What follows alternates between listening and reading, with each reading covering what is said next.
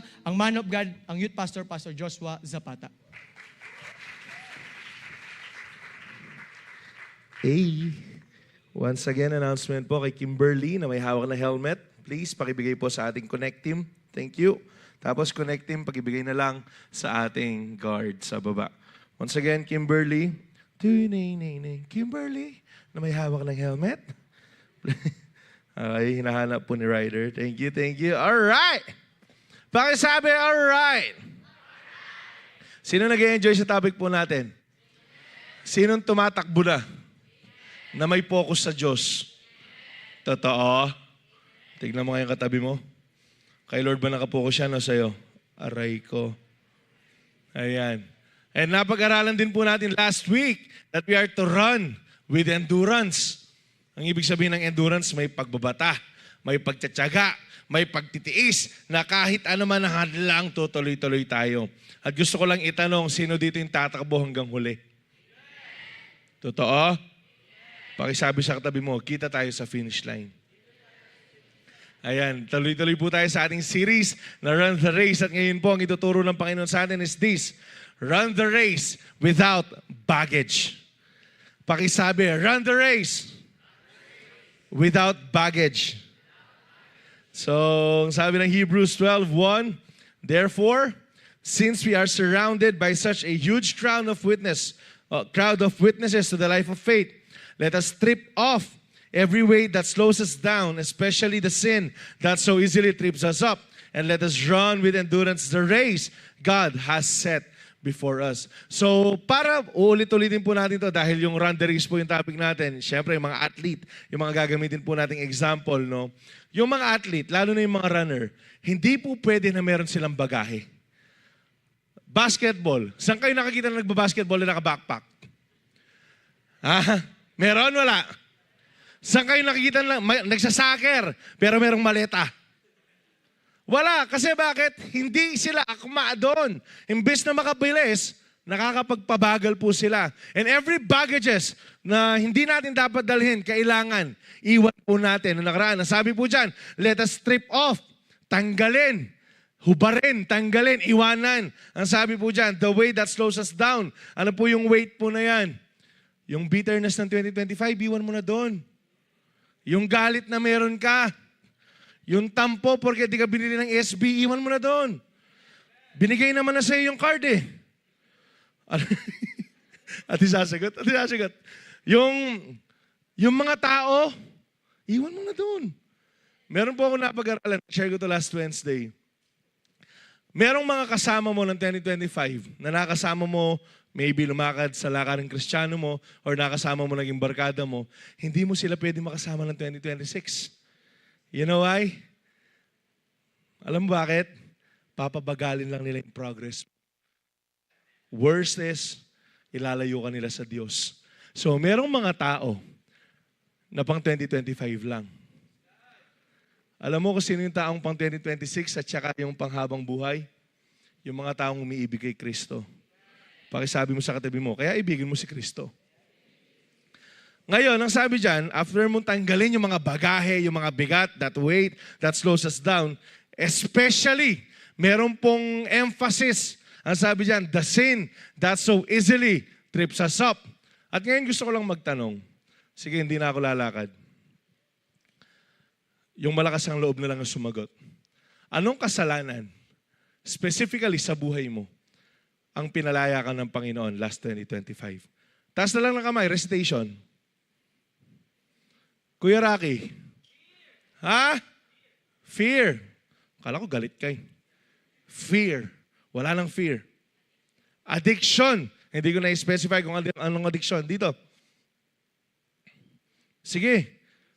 Facebook. Baluan lang yung Facebook to. Wala, pila ng bulan. TikTok. Mag-TikTok ka, Jacob, ha? IG. Yan. Mga SOCMED. Temptation, yan. Gambling. Scatter ka, boy, ha? Praise God, pinalaya na ng Lord. Ha? Roblox? Roblox, hindi. Nakaka-addict yan sa mga bata. Sino ba? Sige, sagot lang. Huwag mahiya. Flip top. Sino nag-champion? COD, Denir. Ha? Tao? Oo. Iniwan mo na. So, sinet free ka ng Lord sa tao na yan, sa kasalanan na yan. Sino pa? Gluttony. Iiwan ko pa lang yung sa akin eh. Iiwan ko pa lang. Praise the Lord. Dapat di mo sinabi yun eh. Sino ba? Compromise? Sige. Ano ba yan? Alam nyo, hindi pwedeng wala kayong iniwan noong nakaraan. Kaya ngayon, January 1, meron kang pangako sa Lord eh. New Year, New Me. Ayan. Sino dito ang nangako sa Lord na iiwan niya na yung katamaran? Magtaas ng kamay. Magtaas ng kamay. Tingnan nyo. Tingnan nyo. 3/4 sa inyo nandyan. Pero alam nyo, sobrang sarap na meron kang iniiwan na nakaraan. Kasi bakit? You cannot progress kung hawak-hawak mo pa rin yan. Hindi ka lalago kung hanggang ngayon, tangan-tangan mo pa rin yung kasalanan na yan. You need to move on. Okay? You need to move forward, away, papalayo, doon sa mga bagay kung saan tayo niligtas ng ating Panginoon. Ang sabi po dito, God never called us to run fast. Ang sabi dyan, while carrying heavy things, He called us to run. He called us to run. Kaya nga lahat ng runners, kaya meron nga silang sinusuot na damit. Yung mga cotton, hindi nila pwedeng suotin yan sa pagtakbo po nila. May iwan sila eh. Kapag napawisan, bumibigat yan. So, ang ginagawa po nila, meron silang certain na damit na sinusuot. Hindi rin sila pwedeng tumakbo naka-boots. Sipin mo, naka-ano ka, DMs. Nakaganito sapatos ka, tapos tumatakbo ka, paltos. Bakit? Merong certain na sinusuot at dapat wala na yung dating kasuotan na meron ka. Yung bigat ng pakiramdam, yung plema, yung sipon, yung sakit.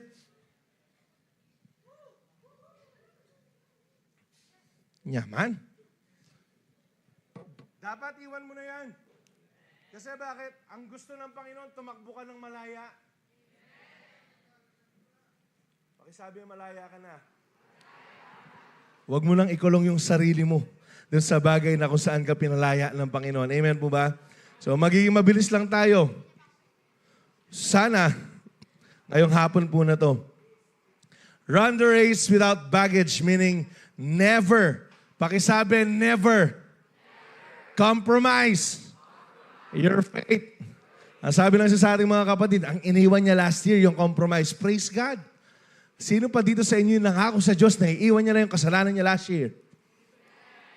Sure. Ang sabi po dito, you don't lose your faith overnight. You leak it through daily compromises. Yung pananampalataya po natin namamatay. Pero hindi siya bigla-bigla na lang na kinabukasan, ayaw ko na mag-church. Kinabukasan, ayaw ko na pumunta na simbahan. Kinabukasan, ayaw ko na mag-see you. Kinabukasan, wala na akong gana sa lahat. No. It is leaking through compromises. Yung isang, kunyari ito. Tayo? Kunyari ito, hindi naman ito mauubos bigla-bigla. Mauubos to, unti-unti, kung meron yung butas na maliit sa baba. Pero mauubos to kasi inumin ko mamaya. Pero ang sinasabi ko lang, kung merong leaking, kapag merong compromises, yung mga little compromises na yan, maniwala ka sa hindi, darating ka sa punto ng buhay mo, aayaw ka na mag-church. Aayaw ka na magsimba. Aayaw ka na magsiyo. Kasi ang tingin mo sa kanila, kalaban na. Kuya, bakit ako magsisiyo? Palagi na lang ako yung napupuna. Siyempre, ikaw yung may ginagawa na masama.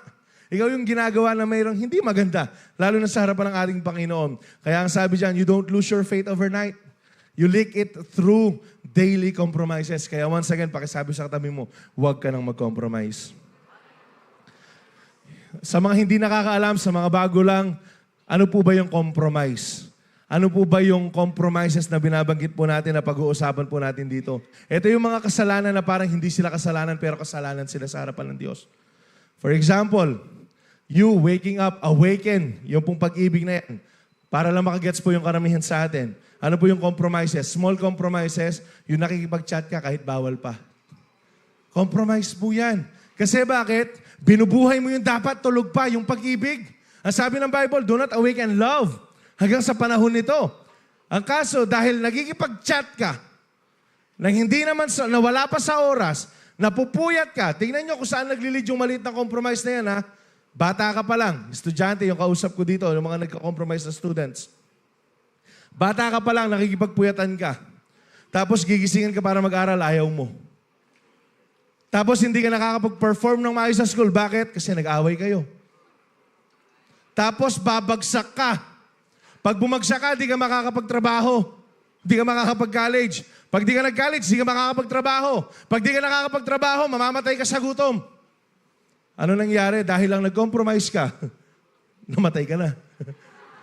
Layo no? Labo mo, boy. Ang sinasabi ko lang dito, grabe yung consequence ng maliit na compromise. Hindi mo siya makikita ngayon. Hindi, wala naman nakakikita sa akin na nakipag-date ako Wala naman nakakikita sa akin na nagbe-vape ako Wala naman nakakikita sa akin na nanonood ako ng porn Sigurado kang wala? Ha? Sigurado kang wala? Kaya nga kailangan yung compromise na meron ka. Kahit pa na, nagawa mo siya ngayong taon na to, bago pa lang, ano pa lang yung 17, isurrender mo na sa Lord. Ibigay na po natin sa Panginoon. Maniwala ka sa hindi, mahihirapan kang tumakbo kung palagi kang merong dala-dala na hindi nanggagaling po sa ating Panginoon. Romans 12:2, don't copy. Pakisabi, don't copy the behavior and customs of this world. Huwag mo daw gayahin yung ginagawa ng mga taga-mundo. Ang ibig sabihin, huwag mong enjoyin yung ine-enjoy ng mundong to. Ano po yan? Kasalanan. Imagine, ito yung ino-offer ng mundo ngayon. Okay lang naman na makipag-inuman ka Occasional lang sunod-sunod yung okasyon. Okay lang naman na makipag-relationship kayo kasi trial stage pa lang yan Uulitin ko lang, 12 ka pa lang Kaya nga po meron mga bata na nagsisibuntisan ngayon Sino nahihirapan? Hindi naman yung bata. Sino? Magulang. 13 years old, 14 years old, 15 years old. Kasi bakit? Gumagaya kasi yung idol ko, si Tony Fowler, ganito Kasi yung idol ko nakikipag-live-in, kaya makikipag-live-in ako Come on. Church, don't copy the behaviors and customs of this world. Alam nyo kung ano yung uso ngayon? Kapag tumatanda na yung magulang, ilalagay na sa mga home for the aged. Kapag nagkatrabaho, iiwan na yung magulang na nagpaaral for so long. Come on. This is the customs of this world. Ito yung mundo na ginagalawan natin, but we are different, church. Hindi tayo mundo, kaya huwag natin gamitin. Huwag natin gayahin yung ginagawa ng mundo. Alam nyo kung anong gagawin natin? Specifically sa mga magulang natin, mahalin natin. Sundan natin. Suportahan natin. Gets ko yung point na hindi tayo piggy bank. Na pagtanda natin, tayo yung bubuhay sa kanila. Pero ang sinabi ng Bible, those who honor their parents, sila'y mapagpapala. This is the first command with a promise. Kaya nga huwag tayong gumaya sa mundo. Ano ba yan? Social media. Social media. Alam niyo kung anong ginagawa ng social media? Nagpe-pretend lang yan. Hindi lahat ng nakikita ninyo totoo. Si Haring Manggi nga Kilala niyo yun? Yun, totoo yun. Kasi tigwa 100 lang yung pinapakita sa music video niya Pero yung iba na, for example, lavish lifestyle, luxurious lifestyle, karamihan dyan, di naman totoo. Pero tayo, dahil gusto natin silang gayahan, we are doing everything. Kahit na makompromise na yung faith po natin. Kahit na makompromise na yung pananampalataya na meron ka sa Diyos. Kaya nga ang sabi po dyan, don't copy the behaviors and customs of this world, but let God transform you into a new person. Hayaan mong baguhin ka ng Panginoon. Papaano? By changing the way you think. At papaano po mababago yung kaisipan po natin through reading the Word of God. By having fellowship with your co-believers. Kasi bakit? Kung palagi mong kasama yung kaibigan mo na walang pananampalataya kay Kristo, maniwala ka sa akin, mamamatay yung pananampalataya mo. Totoo man. Pero kung gusto mong mabago yung kaisipan mo, from bad to good, from walang kwenta, walang kabuluhan, sa makabuluhang bagay, sumali ka ng CU. Sumali ka ng CU. Pakisabi naman sa katabi mo, mag-CU ka. Siguradong merong mababago sa mindset mo na yan. Ang sabi dyan, then you will learn to know what God's will for you, which is good, pleasing, and perfect. Ang sabi dito, with a new mindset, you'll run smoother lighter, and way more productive. Kaya nga meron po tayong sinasabi, binabanggit, though I think matagal na itong hindi nasasabi ngayong generation na to, pero nung era po namin na kami yung umuupo dyan, dapat ang sinasabi tayo yung trendsetter. Pakisabi, trendsetter. Hindi tayo yung sumusunod sa trend. Hindi kapag uso, gagayahin natin. Dapat tayo yung gumagawa ng uso. Naniniwala ba kayo doon? Kapag sinabing sumusunod ka sa uso, hindi ko alam kung sino dito yung nag-baby Milo. Magtaas ng kamay yung nakakaalam ng baby Milo. Oh, alam natin kung sino tayo matatanda. Bira, alo kami mo matwagin eh. Supra na sapatos. Yung violet, ating kumanta red la. No kanong eh. Yung ngayon may uso yun eh. Yung loose, yung sobrang loose. Baggy. Tapos crop top. Alam niyo anong tawag dyan? Manong. Hindi, nauso yan eh. Dahil nauso yan, makikita ninyo kahit sa daan, lumakad ka dyan makakanyalangan. Tapos naka-short yung high socks hanggang dito. Dahil naging uso, sinusunod. And well, church, hindi tayo sumusunod dapat sa uso. We need to be the trendsetter of this world. Papaano? Kailangan yung modesty nandyan pa rin. Pakisabi modesty. Yung maayos nating pananamit. Hindi ko po sinasabi na parang magbarong Tagalog kayo every YDC. No. Ang sinasabi ko lang, dapat maayos. Natural ba sa babae na naglalakad sa daan naka-spaghetti? Palagay nyo, spaghetti pababa ba yan? Hindi. Natural ba yon? Marami kayong makikita dyan, naka-tube na lang eh. Yung tube sobrang nipis eh. Tapos lalaki, nakasando lang, nabutas-butas pa. May tato. Only judge can God me. Alam niyo yun, yung kailangan may modesty pa rin. We need to show the world kung sino yung nire-represent po natin. Kailangan magpauso po tayo na hanggang ngayon, okay pa rin yung purity. Okay pa rin palang maghintay. Ito dapat yung pinapauso natin. Okay pa rin palang hindi mangopya. Okay pa rin palang sumusunod sa magulang. Ngayon, kung okay pala yan, di pauso natin. Yan. Kaya takot tayong gumawa ng bagong uso na biblical kasi takot kang husgahan ng tao. Let God transform you by changing the way you think. Ano ngayon kung husgahan ka? Papaano kung hindi? Ngayon kung husgahan ka, ano ngayon? At least pinlist mo yung Panginoon. Amen po ba? Kaya YDC, kung YDC ka, pakisabi amen. Gawa tayo ng bagong luma. Kuya, ng bagong luma. Kasi luma na to, biblical na to eh. Nandito na to eh. I-present lang natin sa kanila ulit. Huwag tayo makapaglandian ng bata.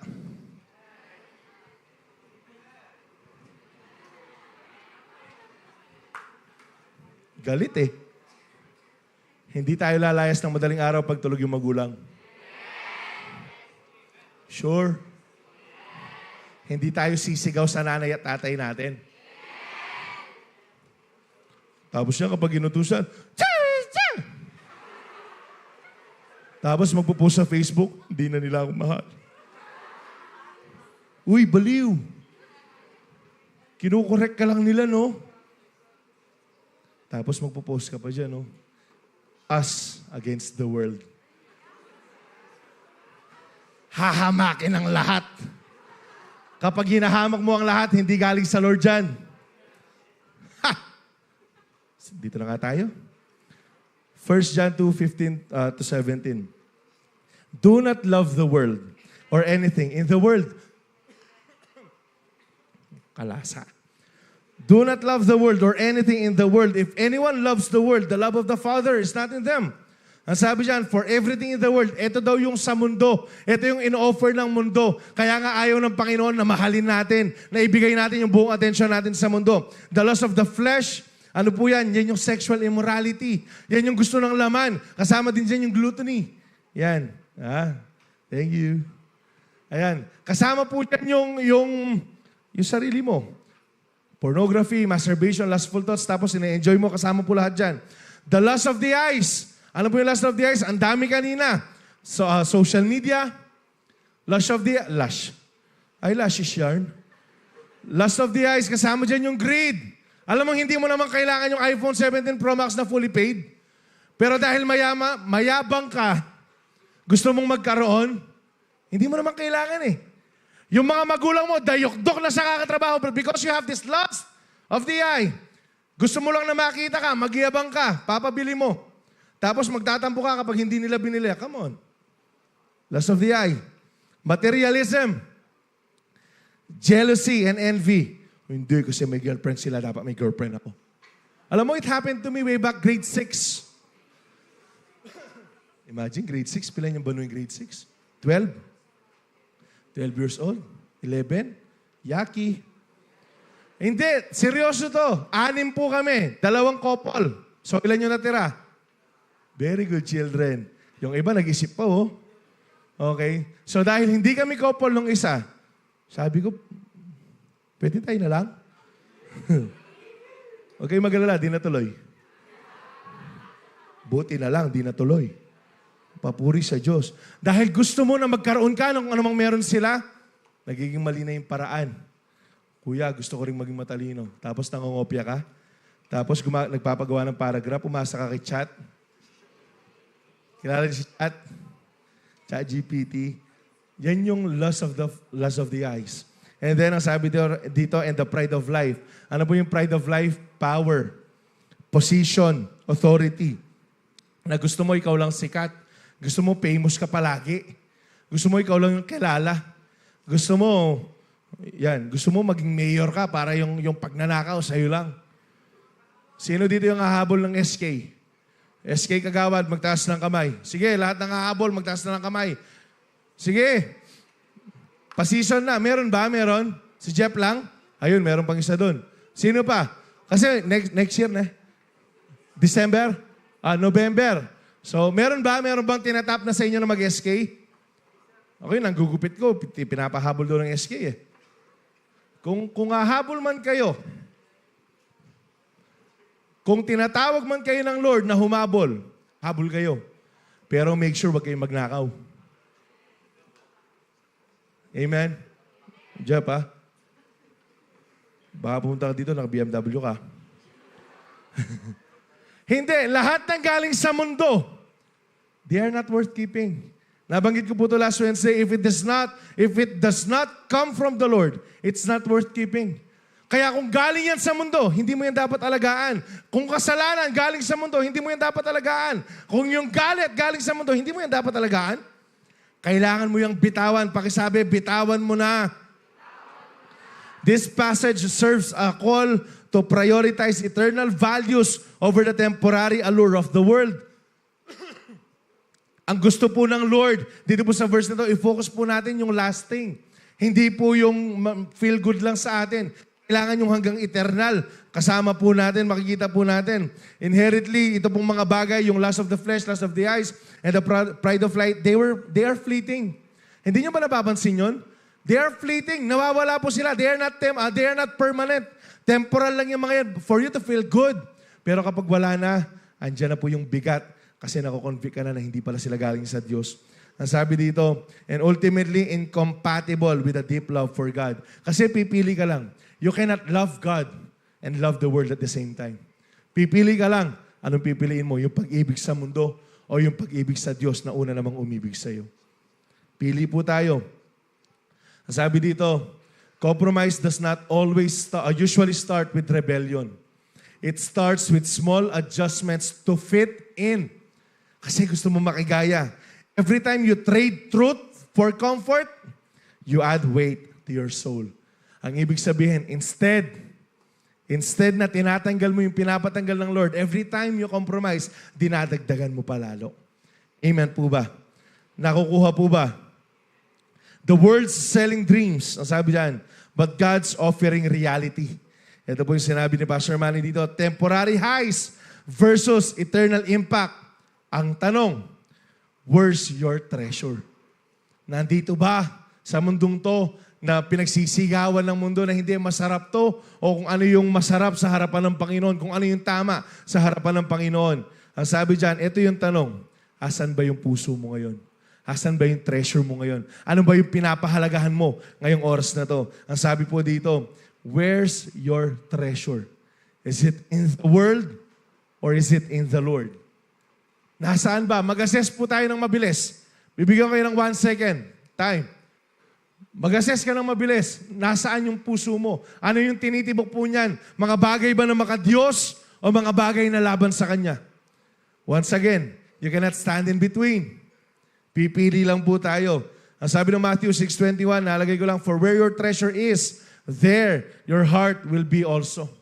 Kung nasaan man yung treasure mo, siguradong nandun yung passion ng puso mo. Ang ibig sabihin ng there your heart is also there your heart will also be.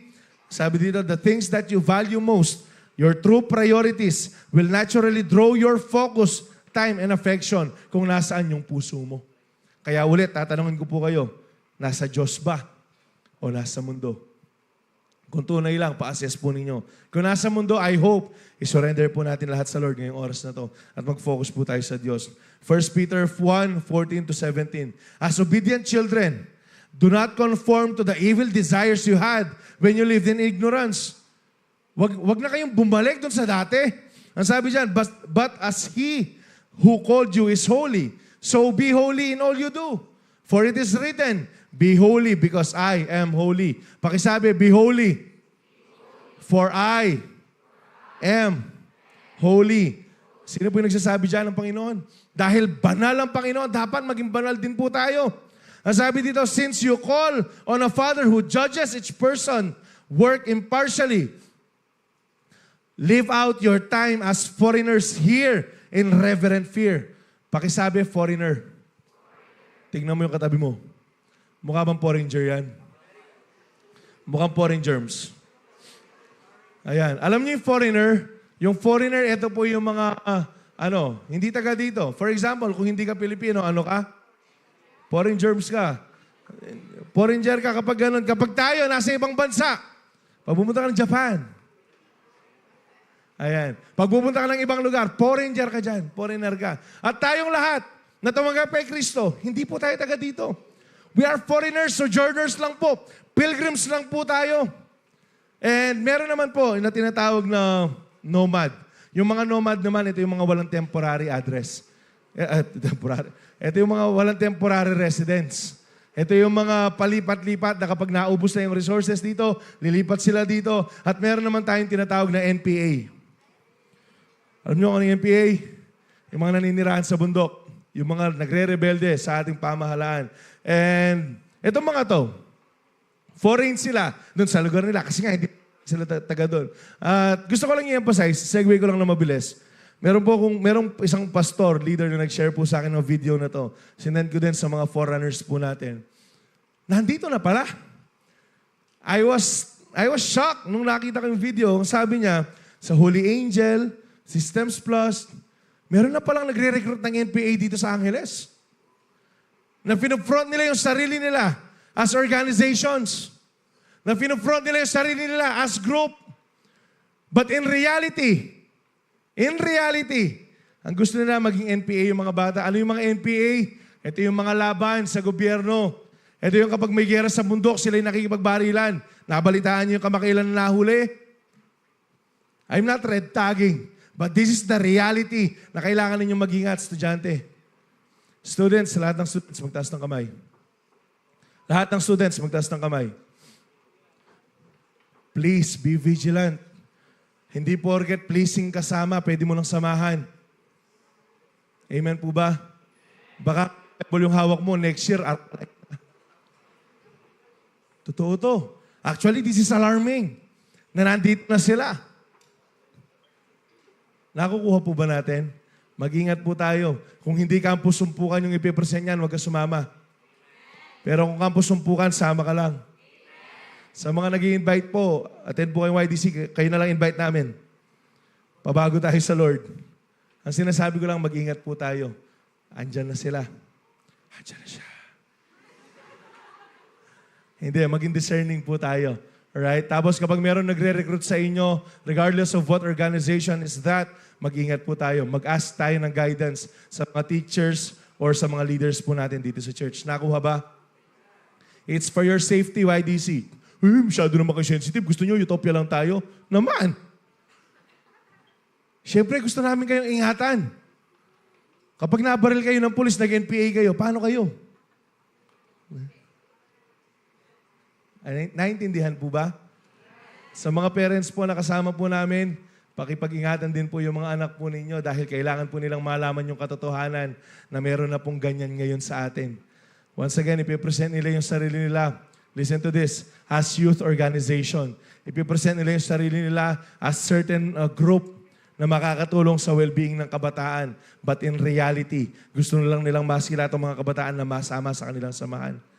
Uulitin ko lang, this is just last week, na meron pong nabalita na nag-aaral, ang akala ng magulang, nag-OJT, kung di ako nagkakamali. Tapos nakita sa bundok. Anong OJT mo sa bundok? Halaman? Botanical yarn? Hindi. Merong mga estudyante na namatay. Kasi bakit? Sila yung nakikipag-enkwentro. Ang bilis maindoktrinahan ng mga kabataan ngayon para hindi ka malinlang ng mga ganyan. For you not to be indoctrinated with these things, kailangan indoktrinahan mo yung sarili mo sa salita ng Panginoon. You need to fill yourselves para po ma-distinguish mo, ma-discern mo. Galing ba sa Lord ng grupo na to or hindi? Kung hindi utopia to, hindi na lang. Sige, ako na mo. So, kailangan tanggalin po natin yung mga bagay po na yun na nakaraan. Why? Ang sabi dito, temporary earth, eternal heaven, live holy, or live like home. Yung live like home po, yung live like home rather, yan po yung langit. Kapag kahit na nandito pa tayo, kailangan nabubuhay na tayo ng panglangit na buhay. Kasi bakit? Sa langit, wala nang kasalanan eh. So, dapat, wala nang kasalanan dito. I mean, hindi na natin ini-enjoy yung kasalanan. Sa langit, walang compromises. Sa langit, walang porn. Sa langit, walang tamad. Sa langit, walang bitter. So, dapat ganyan yung pamumuhay natin dito. Amen po ba? Mamuhay tayo na parang tagalangit. What you compromise to gain, you eventually lose. And what you sacrifice for God, you keep forever. Sabi po dyan, if you are sacrificing para sa Panginoon, kunyari yan, you want to live yung mga ungodly friends mo for the godly friends, you will keep those friends forever. Merong ibibigay na pang forever ang Panginoon sa iyo. Pakisabi, may forever pa rin talaga. Run the race without baggage, meaning avoid comparing yourself. Pakisabi, avoid comparing yourself. Huwag mong ikumpara yung sarili mo. Isa sa mga pangit na bagay na pwedeng maranasan ng isang kabataan pagkukumpara. Amen ba? Sino na sa inyo yung nakaranas ng ganito? Buti pa yung pinsan mo, ganito. Tignan mo nga yung pinsan mo. Tignan mo nga yung ate mo. Sakit yun sa heart. Alam niyo yun? I was compared before. And ako actually, marami nag-compare sa akin sa pinsan ko sa larangan na laro. I've shared this before, I'm gonna share it again. Yung magaling, marunong ako mag-Dota. Marunong ako mag-counter, marunong ako mag-ML, marunong ako mag-billiards, mag-basketball, mag-volleyball, mag-badminton, daming alam eh, no? Pero hindi ako magaling. Nagiget niyo yung point? Marunong ka, ang ibig sabihin, nagagawa mo siya. Eh, meron akong isang pinsan. Nakikipag-tournament, kapag merong pustahan, sila yung lumalaban. So, marunong siya sa Counter-Strike, marunong siya sa Dota, pumupusta nga ako sa kanya nun eh. Ayan, marunong siya sa ganito, sa ganyan. And people get to compare. Kapag pipili na, dahil nga kinukumpara ka sa mas magaling sa'yo, kapag pipili na, hindi ka kasama sa choice. Kapag 3-3 yung laban, ikaw yung pinakalas na pinipili, wala na pumili sa'yo eh. Kasi bakit? Nandun ka sa pangit na end of the stick. At sobrang sakit, lalo na ngayon. Kasi sensitive yung mga kabataan ngayon. Kapag nakumpara ka, tignan mo nga yung ate mo. Yung ate mo, yung kuya mo, ang bait ikaw, di mo. Bakit sila high grades? Ikaw, 75 lang. That expectation, sakit yan. Tignan mo nga yung kaklase mo. Masakit po na nakukumpara. Actually, kahit sa parents, kapag kinumpara yung parents, masakit. Sana ganito na lang yung pilido ko. Sana C na lang yung pilido ko. Henry C. Sana Jobs na lang yung pangalan ko. Pangit ng pangalan mo, Jobs. Hindi, when you get to compare, sana yung magulang ko, si tita ano na lang. Masakit yun. Walang naidudulot na maganda yung comparison. Sana leader ko, si Kuya Ibes na lang. Para madami ding side comments. Sana hindi na si ate ganito yung leader ko. Sabihin mo yun sa leader mo, hindi naman nakaka-encourage yun. Alam niyo gagawin ng leader mo, ngiti yan. Pag-uwi, iyak yan. Hindi totoo man. Walang nadudulot na maganda yung comparison. That's why ang sabi dyan, avoid comparing yourself. Bakit? Pakisabi, pare-pareho tayong unique. Gets? Pare-pareho tayong unique. Kaya hindi mo pwedeng ikumpara yung storya ng buhay mo sa storya ng buhay ng iba. Iba ka. Pakisabi, iba ka. Sabi ng Galatians 6:4-5, each one should test their own actions, then they can take pride in them alone without comparing themselves to someone else. Biblical. Hindi lang ito babaong knowledge. For each one should carry their own load. Tingnan mo yung katabi mo. Merong bigat na dinadala yan. Pero tingnan mo, ang ganda at gwapo niyan. Kaya wag mong, kinilig. Kaya wag mong ikumpara yung sarili mo dyan. Kasi may sarili kang ganda. Yan. Listen. May sarili kang ganda. Hindi yung gandang-ganda ka sa sarili mo. Woo. Comparison is the thief of purpose. Listen to this. Comparison is the thief of purpose. When you compare, you stop running your own race and start spectating someone else's lane. Ang sabi dyan, someone else's, God never called you to be faster than others. He called you to be faithful to your lane. Kasi bakit? Kapag nakafocus ka sa iba, nadidistract ka sa sarili mong karera. Tama, mali. Kaya nga wala kang makikita na runner na nakatingin sa kalaban eh. Wala kasi focus yan sa goal. Ikaw, kung tingin ka ng tingin sa kabila, matatalo ka. Kung tingin ka ng tingin sa kabila, baka madapa ka. Kaya nga gusto ng Panginoon, mag-focus ka kung saan Kanya nilagay. Mag-focus ka kung saan yung karera na sinet sa atin ng Panginoon. Bakit? When you compare, ang sabi dyan, you stop running. Kasi bakit? Tinitignan mo lang kung ano nangyayari sa kanya. Ay, meron siyang boyfriend. Meron siyang girlfriend. Magkakaanak natin yan. Paano yung buhay mo? Papaano ka? Nakakalimutan mo yung sarili mo kapag nakafocus ka sa iba. At ang gusto ng Panginoon, mauna tayo sa sarili po natin. Focus po tayo sa mga sarili po natin. Alam nyo, lalo na sa mga patapos na ng college, listen to this, sa mga magagraduate na, meron kayong madadaanan. I hope wala. Pero kung darating man kayo dun sa midlife crisis na tinatawag, lumapit kayo sa Diyos. Kasi bakit? Yung midlife crisis ganito, silang lahat may trabaho na, ako nandito pa rin. Silang lahat meron na napupundar, ako nandito pa rin. Kasi bakit? Kaya ka nagkakaroon ng midlife crisis kasi meron kang identity crisis. Kasi tinitignan mo yung identity ng iba kaysa sa identity na meron ka. Tinitignan mo yung buhay ng iba kaysa sa buhay na meron ka. Kaya ka nga napupunta sa identity crisis. Ang gawin mo, kapag nandiyan ka sa crossroad ng buhay mo na yan, tumingin ka sa Diyos. Siguradong hindi ka mapapahiya, kapatid. We do not dare to classify or compare ourselves with some who commend themselves. Ang sabi po niyan, when they measure themselves by themselves and compare themselves with themselves, they are not wise. Basically, ang sinasabi nito, kapag mayroong comparison, nagkakaroon ka ng pride. Kapag mayroong comparison, it is you are being unwise. Ang sabi dyan, kapag kino-compare mo yung sarili mo sa iba. Comparison is spiritually unwise and an unnecessary burden. It creates a self-centered, ignorant cycle that distracts you from your true goal. Kaya kailangan tanggalin po natin. Kailangan wag nating i-compare yung sarili po natin. For example, meron kang nakitang mas maganda sa'yo, sa mga babae, tanggapin mong maganda ka. Tanggapin mong maganda ka. Mga babae yung kausap ko, meron lalaking tumatango eh. Mga babae,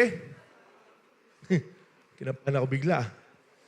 Mga babae, you are beautiful in God's eye. Amen ba mga babae? Amen. You don't have to compare yourself with others. Mga lalaki, wala pa. Maganda ka rin, maganda yarn. Mga lalaki, kahit ganyan tayo, gwapo tayo.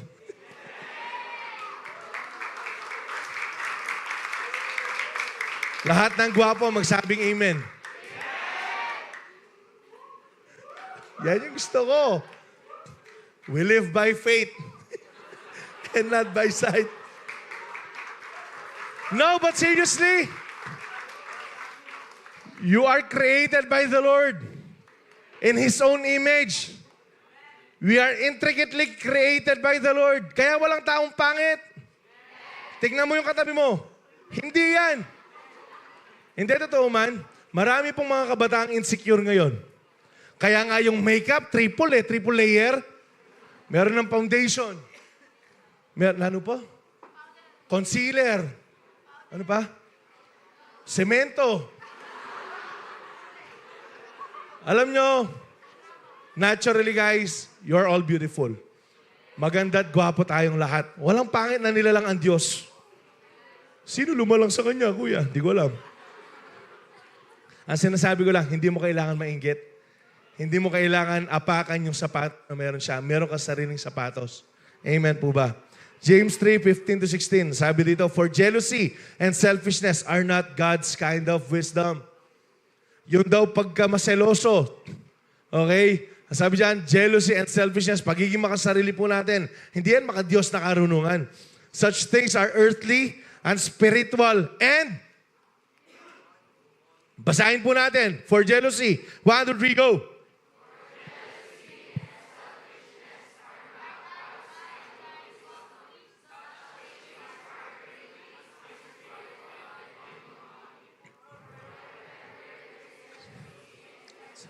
Ambition. There. Ang sinasabi po dyan, the moment na meron ng selos or selfishness, meron ng disorder. Ang ibig sabihin ng disorder, ganito. Meron akong mga example dito. School. Sa school. Kapag nakikita mo yung kaklase mong umaangat yung grades, tapos medyo close kay teacher, ano sasabihin mo? Tignan nyo, alam nyo? Tignan nyo, alam nyo? Anong gagawin mo dyan? Hahanap ka ng butas. Kaya lang mataas yung grade niya. Close siya kay sir. Sip-sip kasi. Kinukuha yung bag, di naman mabigat. Wala na nga ngayon, ganyan ngayon eh. Sa trabaho, kapag na-promote yung bago-bago, ano sasabihin mo? Sip-sip. Papansin. Kaya ano gagawin mo? Maghahanap ka ng flow ng tao na yon. Ito na lang, sa bahay. Once again, kapag meron ng comparison sa bahay, kapag mas paborito si ate kesa sa'yo, o mas paborito si bunso kesa sa'yo, ouchie. Anong gagawin mo? Hindi ka na magiging anak na maayos. Magre-rebelde ka eh. Kasi bakit? Gusto mo, ginagawa ko yung trabaho ko.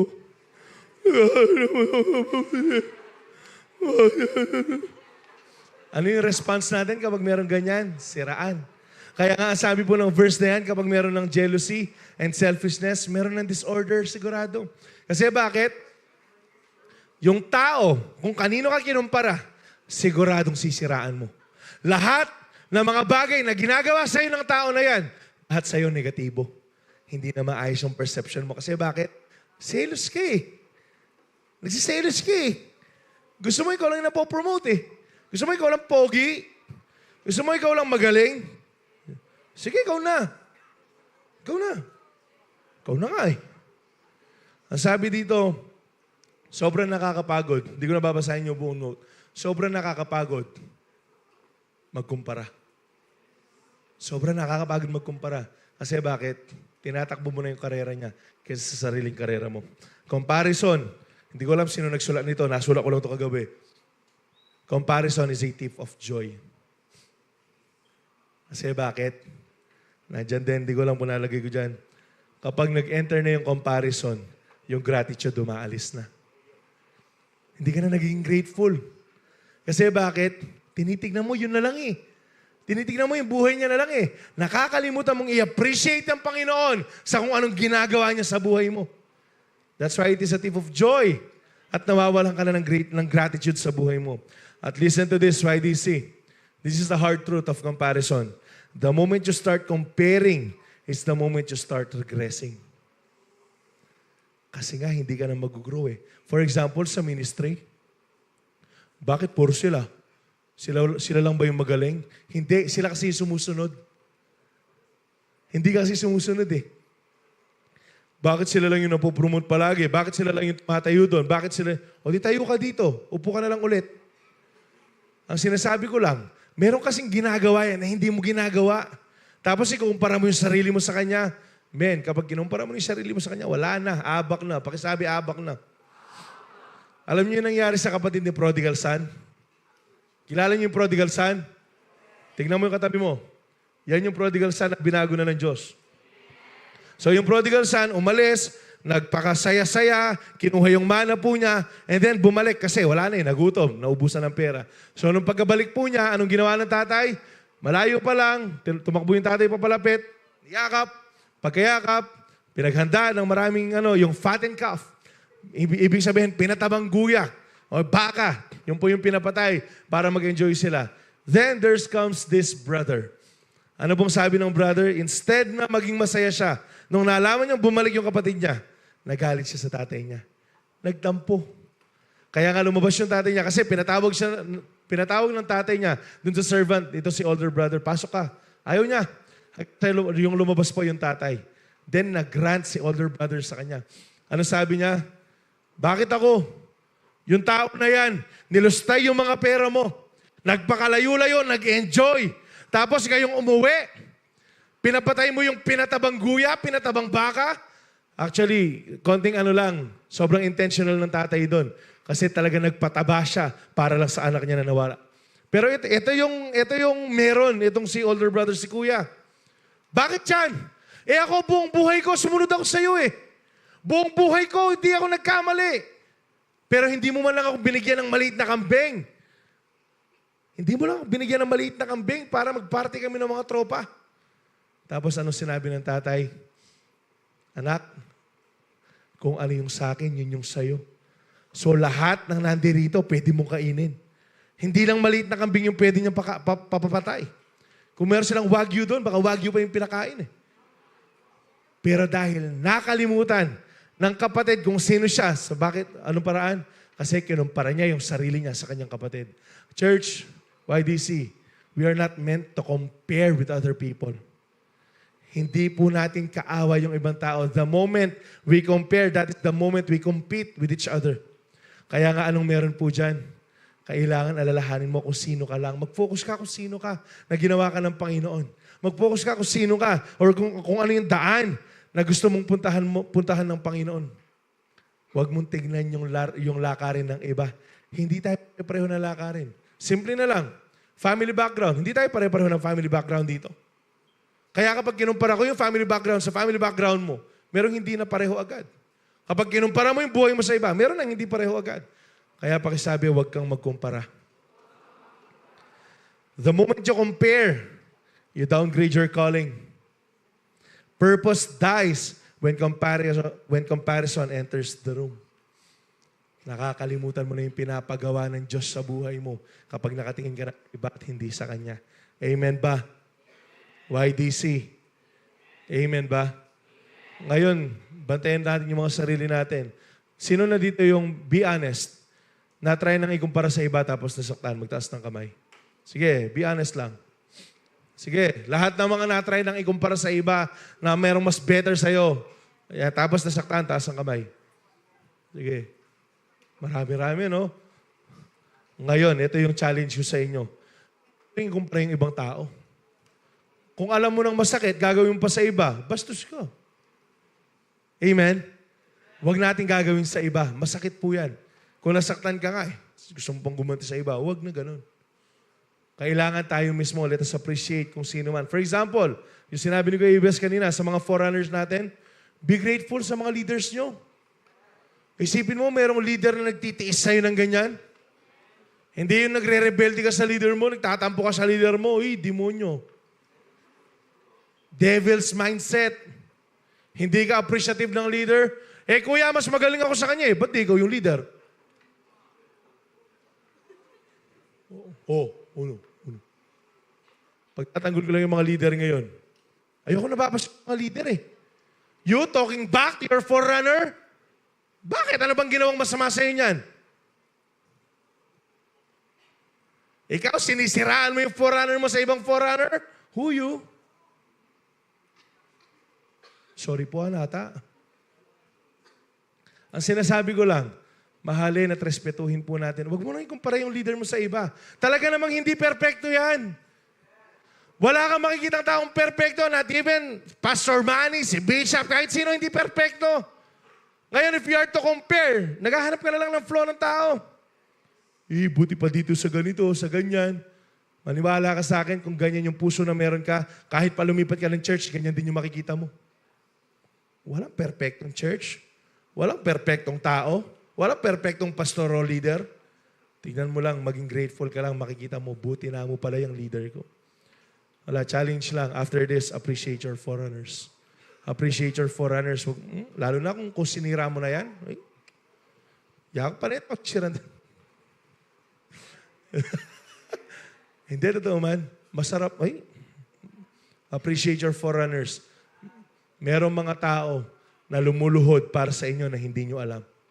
Merong mga tao na lumalaban para sa inyo na hindi nyo alam. Kaya huwag nyo silang ikumpara sa iba. Ngayon, kung hindi ka nag-grow sa forerunner mo, lipat ka na lang. Huwag mo na siraan.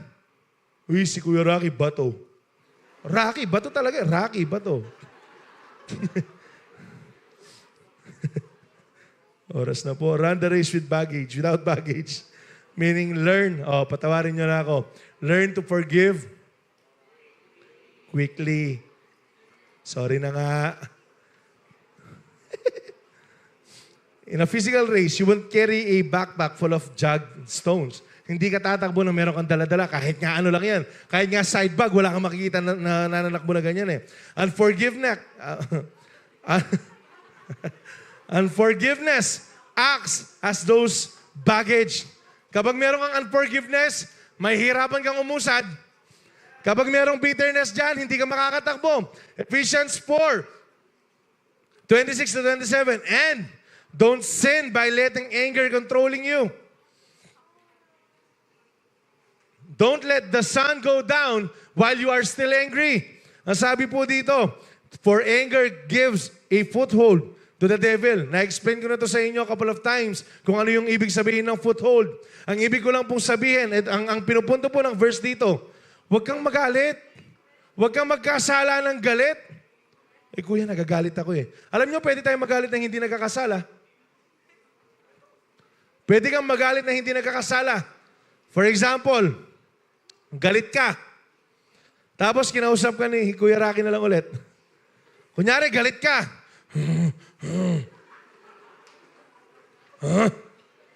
Tapos kakausapin ka ni Kuya Rocky. Kuya Rocky, stop! Please don't talk to me. Alam mo, pwedeng yung response mo ganito. Yes po. Pwede ka pa rin maging anghel eh. Hindi yung demon ka. Kahit sa bahay, kapag meron nangyari na hindi maganda, yung response mo, pwede ka namang magalit na, disappointed ka, ganito ka. Pero yung response mo, nagmamatter pa rin eh. Kunyari, pinagalitan ka ng nanay mo.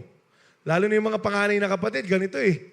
Kapag pinagalitan ka ng nanay mo, ng tatay mo, kawawa dyan yung bunso eh. Pinagalitan ka, ikaw, ganyan. Yung bunso mo, papasok ng kwarto, ikaw! Ipapasa eh. Kapatid, wag ganon. Wag ganon. Wag nating ipasa sa iba naman. Kawawa yung bunso eh. Kukuha lang na naman ng damit eh. Maliligo lang yung bata eh. Ang sinasabi ko lang, pwede po tayong magalit for a momentary time lang. Tapos hindi ka magkasala.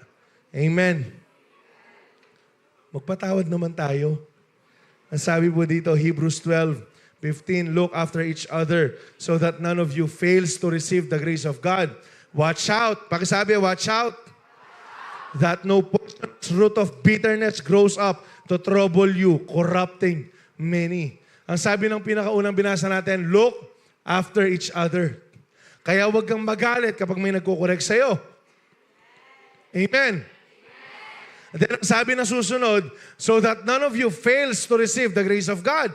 Ang ibig sabihin, kapag nagalit ka, kinorek ka, tapos mas nagalit ka dun sa nagkorek sa'yo, you are failing to receive the grace of God. Verse, scrutinizing the verse. Ang sabi dyan, watch out that no poisonous root of bitterness grows up to trouble you, corrupting many. Bakit sinabing poisonous? Bakit sinabing poisonous? Kasi ganito yan. Kapag galit ka sa isang tao, for example, galit ako kay Kuya Rocky na lang ulit. Nagagalit na pala siya sa akin. Kunyari, galit ako kay Kuya Rocky. Ganito yun, no? Tapos kapag dadaan siya dito, dalawa lang yan eh. Kapag medyo mabait pa ako, iiwas ako ng daan. Pero sasagasaan ko na sa susunod. Pero kapag galit ka dyan, gusto mo mga pangit na bagay yung mangyari sa kanya. Kasi nagiging bitter ka eh. Kasi galit ka eh. At alam nyo ba, para kang uminom ng lason, tapos hinihintay mo siyang mamatay. Ganun yung bitterness, ganun yung unforgiveness. Sinong mamamatay? Ikaw na uminom ng lason. Kaya nga gusto ng Panginoon, wala nang bitterness sa puso. Gusto ng Panginoon, magkaroon ng kapatawaran. Kuya, you don't understand what I went through. Kuya, nagkaroon ako ng anxiety, ng depression. Bakit ko papatawarin yung tao na yan? Wala siyang grounds na hindi siya humihingi ng tawad sa akin. Ito po yung sagot ko sa inyo na mayroong purong pagmamahal. Colossians 3:13. Make allowance for each other's fault and forgive anyone who offends you. Why? Remember. Please say remember. The Lord forgave you, so you must forgive each other. Amen ba? Kuya, diyan ka na naman eh. Hindi mo naintindihan, I was abused. Kuya, yung trauma na meron ako, hindi ko po nininegate yan. Don't get me wrong. Hindi ko po ninineglect yung pakiramdam po ninyo, yung takot na nakuha sa inyo yan. Pero ang sinasabi po kasi ng Bible, kailangan magpatawad ka. Yung forgiveness, hindi doon para sa tao, para sa'yo. Kapag nagpatawad ka, hindi yun para sa tao na ma-free siya, but it's for you na ma-free ka. Amen po ba? Sabi dyan, make allowance for each other's fault. Ito usually ito sa ministry. Na kapag meron kang nakakontra sa ministry, tapos di na kayo nagpapansinan, huwag ganun. Huwag ganun. We're part of the same body. Part tayo ng ministry ng Panginoon. Bakit hindi kayo nagpapansinan? Wala naman dito. Example lang po yun. For example, sa church, di ko na lang i-specify. Di na ako mag-i-specific.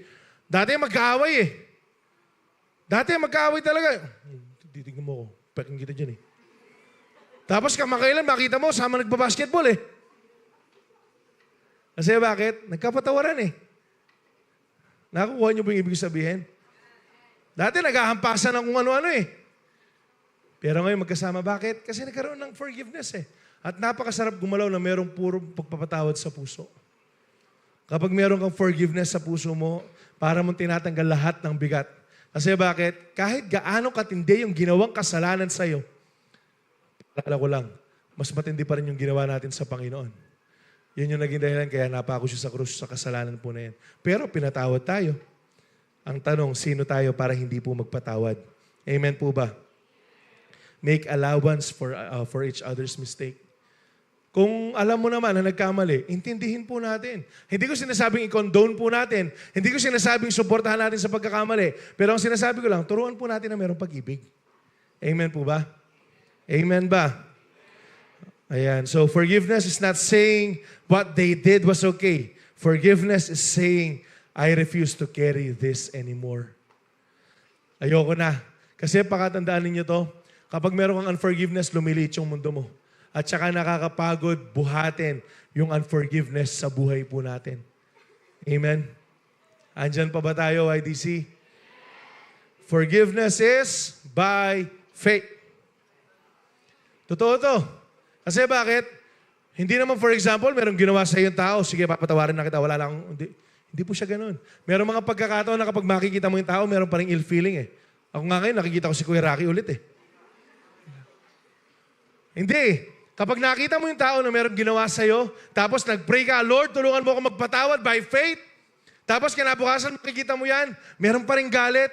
Ang gagawin mo, magpatawad ka lang ulit. Hindi siya one time, big time na forgiveness. Hindi. Hanggang sa dumating ka dun sa pagkakataon na kapag nakita mo yung tao, okay ka na. Wala na yung galit, wala na yung resentment, wala na yung guilt feeling, wala na yung sasapikin ko to. Kapag nakita mo yung tao na yan, makikita mo siya na ito din yung tao na nag-extend ng grace yung Panginoon. Kaya doon mo marirealize na wala na yung galit sa puso mo. Tsaka church, YDC, 2026 na. Paalala ko lang dito po yung tingin. Sino ditong maraming napagdaanan ng 2025? Karamihan sa atin, no? Marami tayong napagdaanan ng 2025. At ito yung sigurado ako.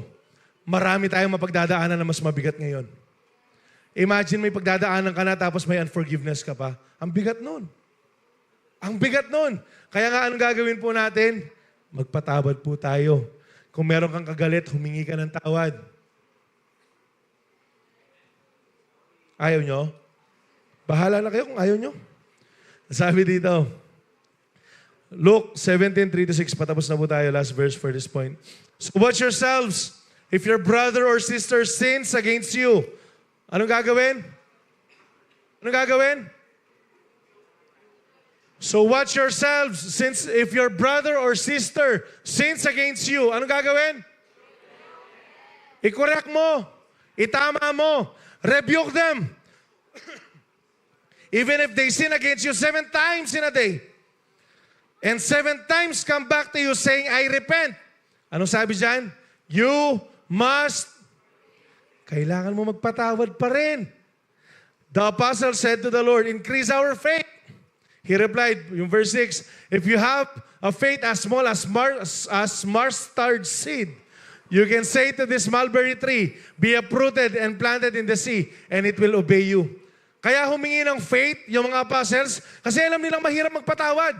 Kung madaling magpatawad, hindi na nila kakailanganin ng faith. Pero ang sabi dyan, Lord, increase our faith.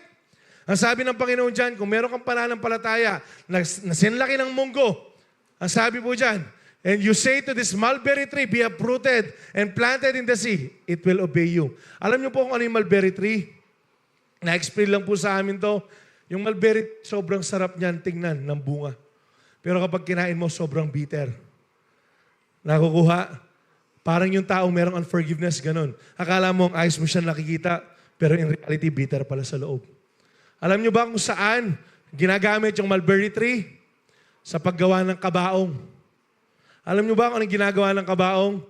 Lalo na kapag medyo mayaman yung namatay, siguradong kaano yan, yung pinakamahal na kabaong. Pero kahit gaano pa kaganda, kamahal yung kabaong, ano yung nasa loob niyan? Patay. Ganyan din po yung taong may unforgiveness. Kapag hanggang ngayon, tangan-tangan mo yung unforgiveness na mayroon ng 2025, sa ayaw at sa gusto mo, mamamatay yung spirito mo. Mamamatay ka, kapatid. Kaya nga, anong gagawin po natin ngayon? Magpapatawad po tayo. Amen ba? Forgiveness sets you free. Pinapalaya ka ng pagpapatawad mo sa ibang tao. Forgiveness sets you free. God never asks you to forgive alone. He supplies the grace na kailangan mo. Kahit pa mahirap, kahit pa masakit, kahit pa imposible in your part, ang sabi po ng binabasa natin na to, He supplies the grace. Binibigay niyo yung kailangan mong biyaya.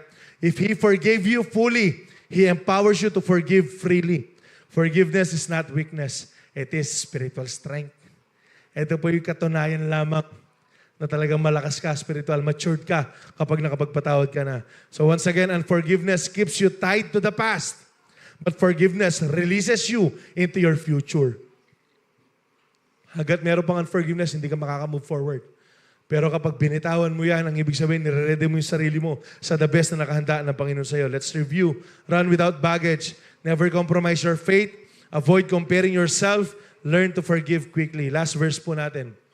1 Peter 5:7. Ang sabi po nito, give all your worries to God and cares to God because He cares for you. Ulitin ko lang. Give all your worries and cares to God for He cares about you. Bitawan na po. Kanina habang nagre-review po ako, meron ako nabasa kung ano yung meaning ng cast all your cares, yung sa NIV niyan, cast all your cares. Yung meaning nun, hindi siya yung laying them down. Hindi siya yung kukunin mo tapos bibitawan mo lang. Ang ibig sabihin niya, forcefully.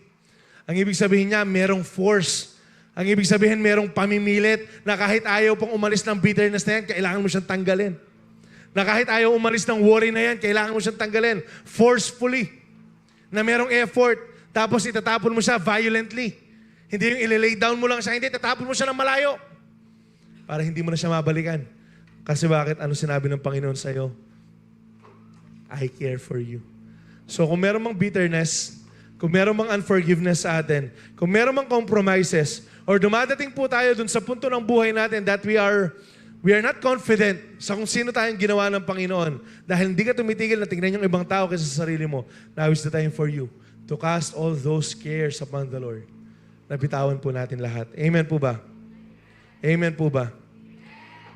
You can't run toward God, ang sabi po dito, while holding on to what He told you to release. Hindi ka mapapalapit sa Diyos kung meron ka pa rin tangan-tangan na bagay sa buhay mo. That's why right now, sige tayo po tayo. Ayan. 1 minute lang, 1 minute. Bago tayo mag-take ng Holy Communion. I want you to release those things that God asked you to.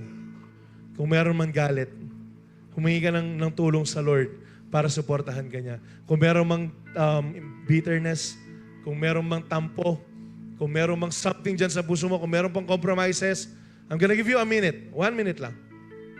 Para bitawan natin sa Lord. Sige, kausapin natin ang Panginoon. Sige, lahat pikit. Kausapin niyo yung Diyos.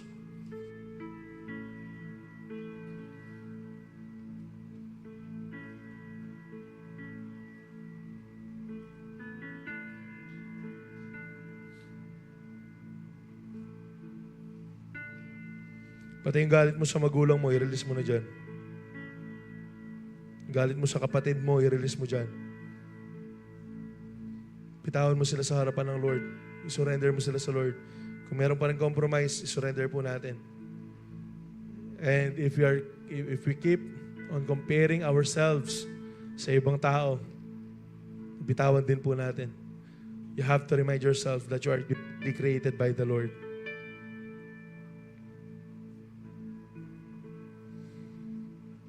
Hallelujah. Thank you, Lord. Father, we thank you for this time. Binibitawan po namin lahat, Panginoon. Lord, lahat na nangyari, maybe in the past years, Lord, binibitawan po namin sila lahat. Yung mga unfair treatment na ginawa sa amin, yung panghuhusga sa amin ng ibang tao, yung galit na meron kami, Lord, yung pagtatampo, Panginoon, na meron kami. Lord, sinusurrender po namin sila lahat. Once again, maging yung mga kasalanan, Panginoon, binibitawan po namin sila sa inyong paanan, Panginoon. And Lord, even po yung mga pagkakataon that we become insecure, forgive us, God. At ngayon, yayakapin po namin kung sino kaming tinawag mo, Panginoon. Maraming salamat dahil alam ko, Panginoon, ngayong araw na to magkakaroon ng kalayaan. Thank you, God, for the freedom. Thank you for setting us free. Thank you, Lord. This we ask in Jesus' name. Amen and amen. Sige, palakpakan natin ang Panginoon. Sige po, natawagan yung communion ushers po natin. And as we are being led by the worship team, once again, let us worship the Lord. Makipagniig po tayo sa Kanya. Kung hindi ka